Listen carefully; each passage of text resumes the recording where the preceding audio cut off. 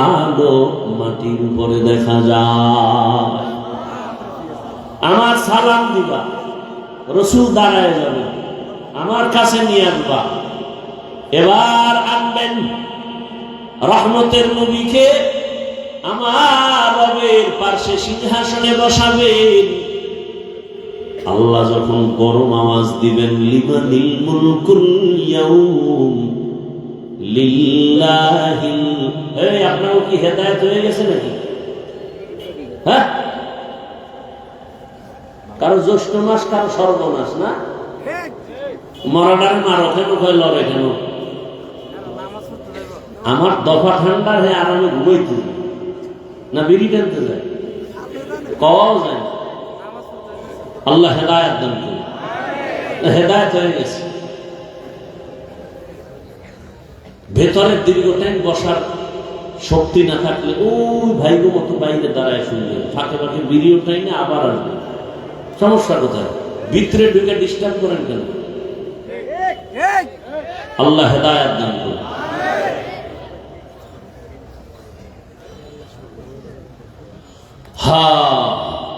রহমতের নবী আল্লাহর পাশে থাকবেন, সিংহাসনের পাশে। আল্লাহ রাগান্বিত আওয়াজ দিবেন, গরম হয়ে গেছে, এখন আর ঠান্ডা করার কোন উপায় নেই। হঠাৎ আমার আল্লাহ একটু কুদরতের নজর দিয়া রহমতের নবীর চেহারার দিকে যখন তাকাইবেন, আগুন যেমন মোমকে গলায় দেয়, রহমতের নবীর চেহারা মুবারকে একটু নজর দেওয়া মাত্র আমার আল্লাহর কুদরতির রাগটা পানি হয়ে যাবে।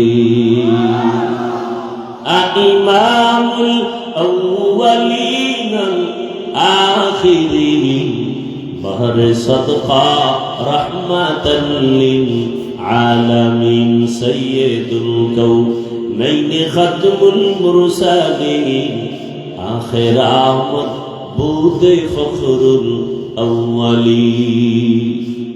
ভাইরা আমার, ওই আল্লাহর বান্দা পাগলের মতো ঘুরবে, একটা নেকের টান কোথায় পাবো? হাসরের মাঠ, মানুষের কান্নার আওয়াজ, সবাই পাগলের মতো করবে, কোথায় যাবে?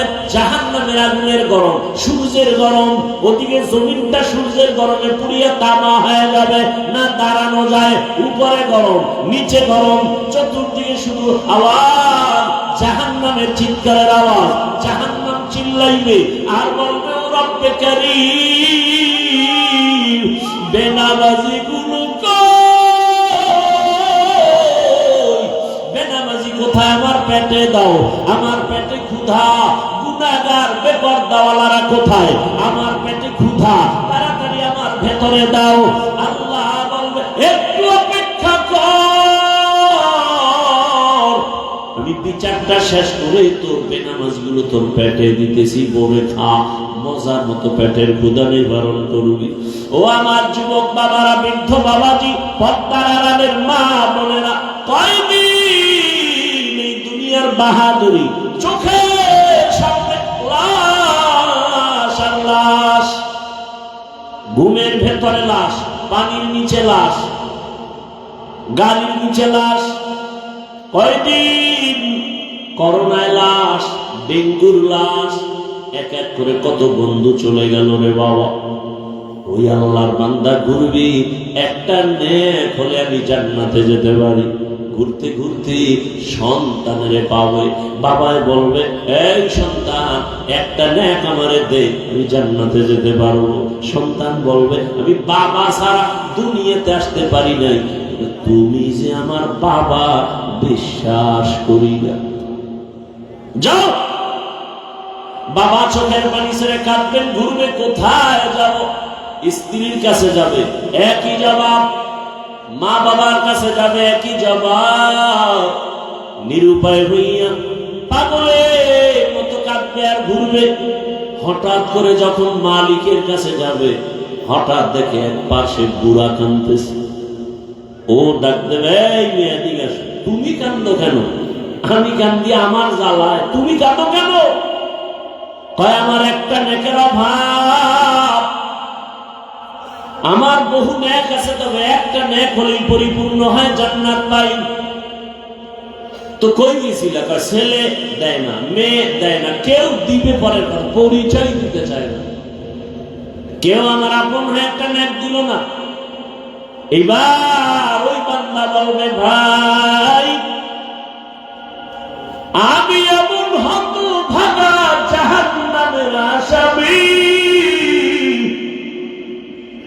আমার আমল নামায় সব গুনাহ, গুনার গুনাহ, চোখের গুনাহ, হাতের গুনাহ, জবানের গুনাহ, অন্তরের গুনাহ, নামাজ না পড়ার গুনাহ, বেপরদায় চলার গুনাহ, গান শোনার গুনাহ, গীবতের গুনাহ, মিথ্যার গুনাহ, আমার আমল নামায় গুনাহ ছাড়া কিছুই নাই। তবে আমার আমল নামায় জীবনের একটা ভালো কাজের একটা নেক আমল আছে, কিন্তু একটা নেক দিয়ে তো জান্নাত পাবো না। আমার অনেক গুনাহ বেশি, নেক একটা, এক নেক দিয়া জান্নাত আমি পাবো না। তবে আজকে এই বিপদের সময় আমি চাই আমার ভাইটাকে নেকটা দিয়ে সহযোগিতা করি। ও ভাই, তুমি আমার নেকটা নিয়ে নাও।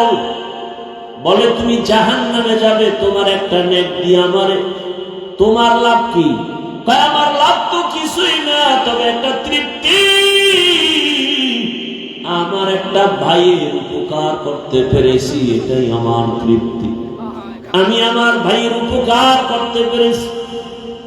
ও জগৎ সারের মুমিন, রহমতের নবী বলেন, খায়রুন নাস মান ইয়ানফাউন নাস, ভালো মানুষ তো ওই ব্যক্তি যে অন্যের উপকার করে। আজকে দেখো তাকায়া, যে যত ক্ষতির মধ্যে পড়ে কাছের মানুষের কারণে, আপন লোকটাই ক্ষতি করে, দূরের মানুষ তেমন করে না। অমুকের জবাই করেছে কে, তদন্ত করে রিপোর্ট বের হয়, আপন বডিগার্ড, আপন কর্মচারী, আপন বাড়ির দারোয়ান, ড্রাইভার, আপন। অথচ রাসূল বলেন, তুমি তো ভালো মানুষ হতে হলে এমন হও যে তোমার দ্বারা কারো ক্ষতি হবে না। এর নামই তাকওয়া, আল্লাহর ভয়। কারো উপকার করতে না পারলেও ক্ষতি করব না, কারো প্রশংসা করতে না পারলেও বদনাম করব না। ওই আল্লাহর বান্দা একটা নেক দিয়ে বলে আমি ভাইয়ের উপকার করি, এটাই আমার তৃপ্তি, আল্লাহর আদালতে চলে যাবে। ওই বান্দা বলবে, আল্লাহ নেক পেয়েছি, জান্নাত দাও।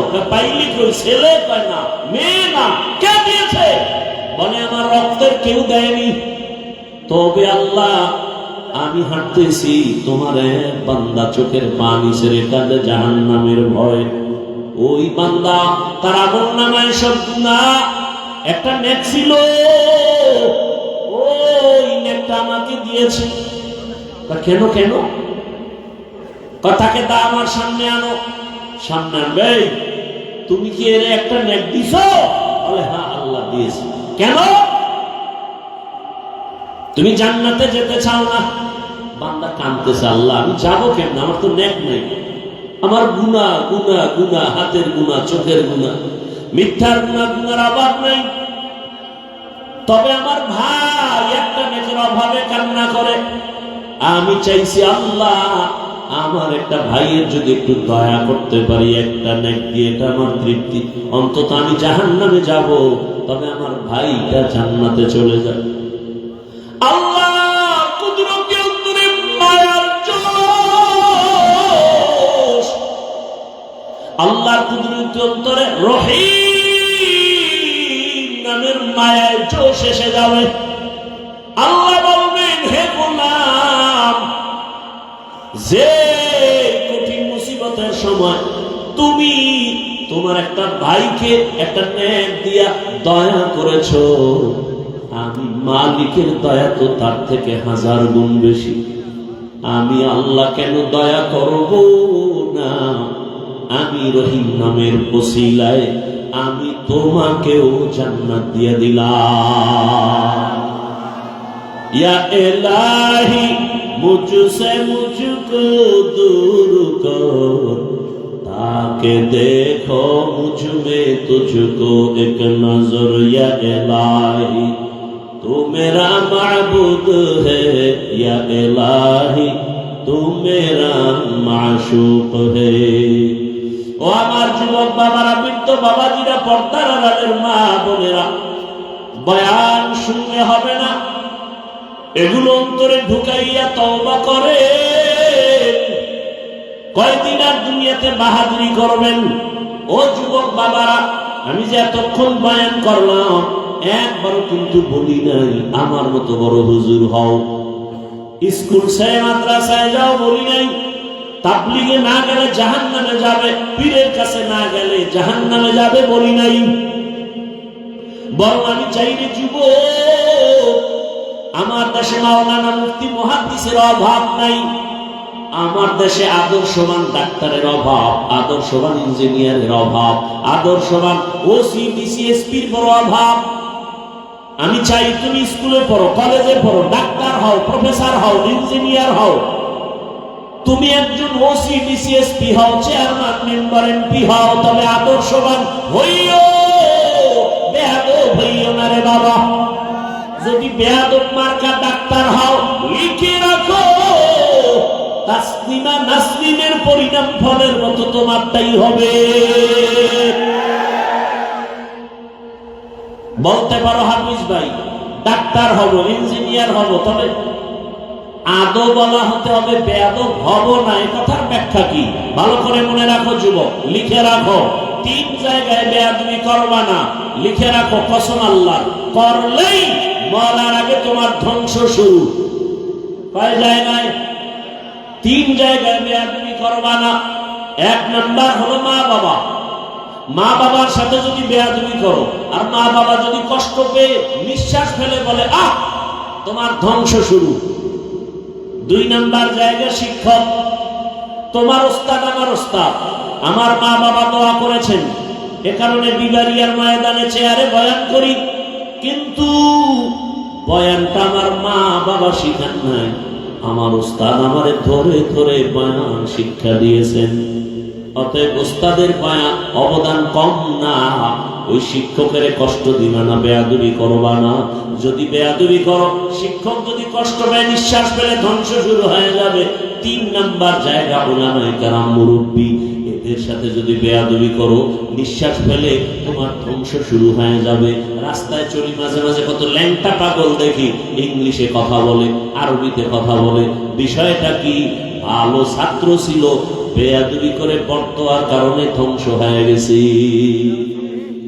অনুরোধ করে বলছি রে বাবা, তুমি ডাক্তার হও, আদর্শবান ইঞ্জিনিয়ার হও, আদর্শবান একজন প্রফেসর হও, তোমার আচরণে কোনদিন যেন মা বাবা কষ্ট না পায়, শিক্ষক যেন কষ্ট না পায়, ওলামায়ে কেরাম কষ্ট না পায়, বরং মা বাবার দোয়া নিয়া, শিক্ষকের দোয়া নিয়া, ওলামায়ে কেরামের দোয়া পরামর্শ নিয়া নবীজির আদর্শ মেনে চলো। তুমি ভাবতেছো এটা কেমনে পারি, কেমনে করি? নগদ উদাহরণ, নগদ।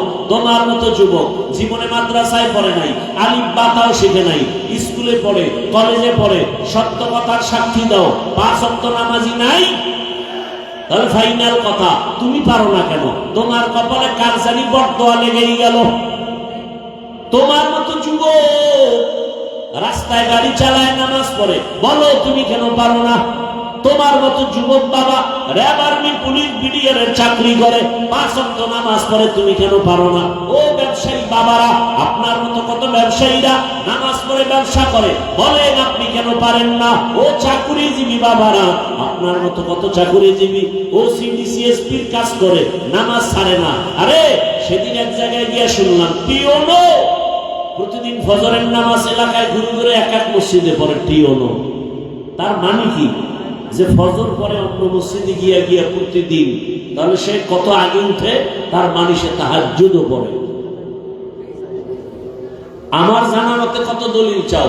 ডিসি সাহেব ডিসির চাকরি করে, এসপি চাকরি করে, র্যাবের চাকরি করে, আমার জানা মতে 1 টাকাও হারাম খায় না, একক তো নামাজ বাদ দেয় না। বলো তোমার কপালে কার বরদোয়া লাগছে? বলো তুমি পারো না কেন? ও তোমার মনে একটু আশা, মনে একটু আশা পূরণ করো না। মনে আশা যাচ্ছে পার্কে গেলে কি জানি মজা। ওই যুবকের বলবো আশা তো তুমি পূরণ করছো, এবার তুমি তওবা করো। মনে আশা যাচ্ছে সারা রাত মোবাইল চালাবা, কি জানি মজা, চালাইছো না, এবার ফিরো। মনে আশা আছে তুমি নামাজ পড়বা না, মনের শখে নামাজ পড়ো নাই, এখন ফিরে যাও। না না, আশা তো পূরণ হয় নাই। তাহলে এবার প্রশ্ন তোমার কাছে, আর কতদিন সারা রাত মোবাইল চালাইলে আশা পূরণ হবে আমাকে বলো? আর কতদিন পার্কে পার্কে ঘুরলে, নারীর আড্ডায় গেলে, নাচ গানের আড্ডা দিলে আশা পূরণ হবে বলো? আর কত রাত কতদিন নামাজ বাদ দিলে, বেপরদায় আড্ডা দিলে কতদিন পরে আশা পূরণ হবে বলো? এবং এটাও বলো তোমার হায়াতের বাকি আছে কতদিন? এই যে শুরুতে দোয়া করছি, কি জানি ছেলেটা আর বাঁচার উপায় নেই, বাঁচলেও না বাঁচার। শুনলাম সে এখন হসপিটালে এমন অবস্থা আছে তার মাথার খুলি খুইলে আর এক জায়গায় আছে। এই বাঁচা কিসের বাহাদুরি করো বাবা? তোমার পাশের লোকটা স্বার্থে আঘাত লাগলেই এখন তো মানুষ মারতে দুশ্মন লাগে না, দলের লোকই যথেষ্ট। খালি বলবে ওরে মাইনাস করে দে, ওর কারণে আমার ভাগে কম পড়ে, ওরে মাইনাস কর। কি আমি বানায় বলতেছি কথাগুলো? বড় কঠিন হালাত। আপনি মনে করেন আপনার বন্ধু, কে বন্ধু? স্বার্থে আঘাত লাগলে টের পাবেন কে বন্ধু। সামনে আপনি টাকা দিবেন, এই দিবেন সেই দিবেন, প্রশংসা কি আপনার জন্য জীবন দিবে, পিছনে গিয়ে কত সমালোচনা করে। এটা যদি অটো রেকর্ডিং থাকতো গোটা দুনিয়া জোড়া, তখন টের পাইতেন কে কার বন্ধু আর কে দুশ্মন। আর মিয়া আপনি একজন অন্য মানুষকে চিন্তা করেন, কোন দুনিয়াতে বসবাস করতেছেন যেখানে ছেলে মাকে হত্যা করে, মা ছেলেকে জবাই করে, স্বামী স্ত্রীকে হত্যা করে, স্ত্রী স্বামীকে হত্যা করে। সেই যুগে আপনি কার উপরে নির্ভর করে চলতেছেন? কাকে আপনি বন্ধু মনে করতেছেন? কেউ বন্ধু না। হ্যাঁ, সবার থেকে তুলনামূলক এই দুনিয়াতে আপনাদের চিরন্তন ভালো বন্ধু ওলামায়ে কেরাম। এরা জীবন দিবে, কারো ক্ষতি হতে দিবে। আল্লাহ হেদায়েত দান করুন। আম্মা জানদের বলি, মা এই অঞ্চলের মধ্যে আপনার মতো কি কোনো মা নাই? পর্দা করে নামাজ পড়ে, স্বামীর মাল হেফাজত করে, মোবাইলে সময় নষ্ট করে না। আরে আম্মা জান, আমি আজ বলে গেলাম আপনাদের একটা সন্তান আল্লাহ দিয়েছে, আপনি আদর্শমান একটা ডাক্তার বানায় যান, জীবনটা ধন্য হবে আপনার। সন্তান ডাক্তারি করবে, রোগী দেখবে, নামাজ পড়বে, কোরআন পড়বে, মা বাবার জন্য দোয়া করবে। এমন একজন ডাক্তার রেখে যান। যুবকেরা, ডাক্তার জাকির নায়েককে সারা দুনিয়ার বাসী চিনেনি, প্রশংসা করে, অথচ সে হোমিওপ্যাথিক ডাক্তার। কে জানে তার বাড়ি কই, ঘর কেমন, মা বাপ কেমন, অথচ তার এত সুনাম। এক সময় লেকচার দিত, মাযহাব মানার কোনো দরকার নাই, কিন্তু আল্লাহর কুদরত, পৃথিবীর আরাম চাঁদের আলোর হাতে ধরা খাইছে, হাতটা লাগাইছে তো ধৈর্য 10 মিনিট বয়ান দিয়ে দিছে। 10 মিনিট বয়ান দেওয়ার শোনা মাত্র, লেকচার শোনা মাত্র কয়, হযরত আমার বুশ ঠিক হয়ে গেছে। এবার ডাক্তার সাহেব 40 মিনিটের একটা লেকচার দিয়ে কয়, মাযহাব না মানলে ইসলাম মানা কোনো রাস্তা খোলা নাই।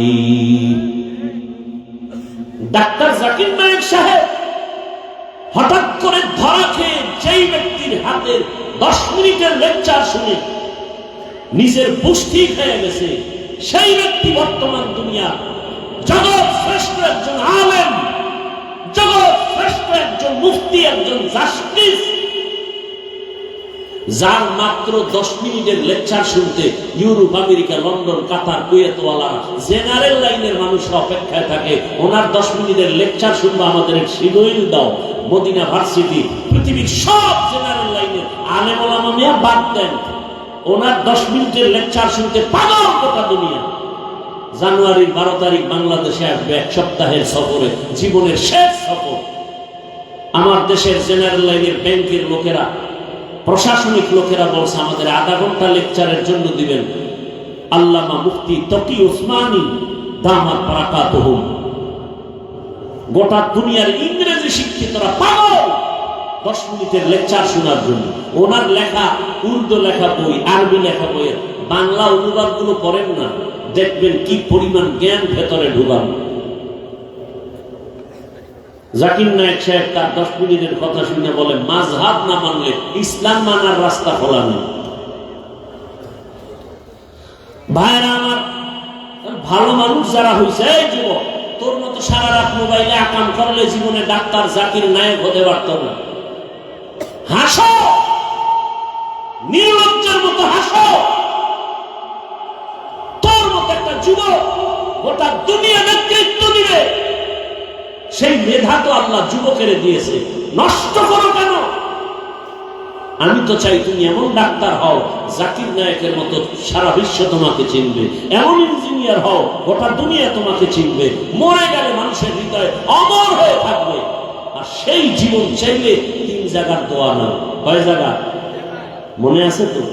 মা বাবা, শিক্ষক, ওলামায়ে কেরাম। বেয়াদবি করিও না, আর পেছনের গুনাহ থেকে তওবা করো। মনে মনে আল্লাহকে বলো, আল্লাহ জীবনে তো গুনাহ কম করি নাই, নফসের ধোকায় পড়ে তওবা করি। আমি ডাক্তারি পড়ি, ইঞ্জিনিয়ারিং পড়ি, আমি জেনারেল লাইনে পড়ি। ঢাকা কলেজে গিয়ে দেখো না কত যুবক কলেজে পড়ে, বড় পাগড়ি মাথায়, বড় দাড়ি, বড় জামা পরে যায় কলেজে, ঢাকা কলেজে। আরে মাওলায় কবুল করলেই তো সম্ভব, চেষ্টা করো। দুনিয়াতে জীবনে মাথা উঁচু করে দাঁড়াও। তোমার মেধা, তোমার প্রতিভাকে নষ্ট করো কেন? এক মোবাইল ধ্বংস করেছে সব, ওখান থেকে নিজেকে ফিরাও। বখাটে সন্তানদের আড্ডা থেকে নিজেকে বাঁচাও। জীবন শেষ হয়ে যাবে, যৌবন নাই, লেখাপড়া নাই, কিচ্ছু নাই। তওবা করো, আল্লাহ তুমি আমারে মাফ করে দাও। আর নামাজ ছাড়বো না, দাড়ি কাটবো না, বেপরদায় চলবো না। মা বাবার দোয়া, শিক্ষকের দোয়া, উলামায়ে কেরামের দোয়া নিয়া নবীর আদর্শ মেনে চলবো। ও মা ও বোনেরা, এখনো তওবা করেন। আল্লাহকে মনে মনে বলেন, আর বেপরদায় চলবেন না, নামাজ ছাড়বেন না, মোবাইলে সময় নষ্ট করবেন না, স্বামীর মাল খেয়ানত করবেন না। আল্লাহর কাছে খাঁটি অন্তরে তওবা যদি করতে পারেন, আল্লাহ জীবনের গুনাহ মাফ করে দিবেন। হাসরের ময়দানের ভয় আর ওলামায়ে কেরামের পরামর্শ নিয়ে নিজের আত্মাটারে পবিত্র করবেন, তাকওয়ার মানদণ্ডে চলবেন, গুনাহ ছাড়বেন। আল্লাহ পাক রব্বুল আলামিন তওবার দরজা খুলে রাখছেন। যদি বান্দা খাঁটি অন্তরে তওবা করতে পারে, আল্লাহ জীবনের গুনাহ মাফ করে দিবেন। ও দয়ার মালিক, মনে মনে ডাকো, আমার আল্লাহর মতো দয়াময় কেউ নাই। হে আল্লাহ, এই ময়দানে কুদরতের নজর দিয়ে দেন। এই ময়দানের প্রত্যেকের হেদায়েতের মালা গলায় পরায়া দেন। আমিন। আলহামদুলিল্লাহি রাব্বিল আলামিন। والصلاة والسلام على سيد الأنبياء والمرسلين وعلى آله وأصحابه أجمعين. يا أرحم الراحمين، يا أرحم الراحمين، يا أرحم الراحمين. رب ارحمهما كما ربياني صغيرا. اللهم إنك عفو كريم تحب العفو فاعف عنا. اللهم إنا نسألك رضاك والجنة ونعوذ بك من سخطك والنار. اللهم إنا نعوذ بك من البرص والجنون والجذام وسيء الأسقام. ربنا العالمين, গুনার বোঝা নিয়ে আপনার দরওয়াজায় আমরা হাজির। ও ওলামায়ে কেরাম, মুরব্বী, হাজী সাহেব, ব্যবসায়ী, চাকরিজীবী, পর্দার আড়ালের মা বোনেরা, যুবক ছাত্ররা, আমরা যারা গুনার বোঝা নিয়ে আপনার দরওয়াজায় হাজির, মেহেরবানি করে আমাদের জীবনের সব গুনাহগুলো মাফ করে দেন আল্লাহ। আয় আল্লাহ, মাহফিল কবুল করে নেন, আয়োজনকারী, সহযোগিতাকারী, দান সদকাকারীদের কবুল করে নেন, মাদ্রাসা কবুল করে নেন, মসজিদ কবুল করে নেন, ওস্তাদ, ছাত্র, মুহিব্বিন, মুতাআল্লিকিনদের কবুল করে নেন, এলাকায় শান্তি দান করেন।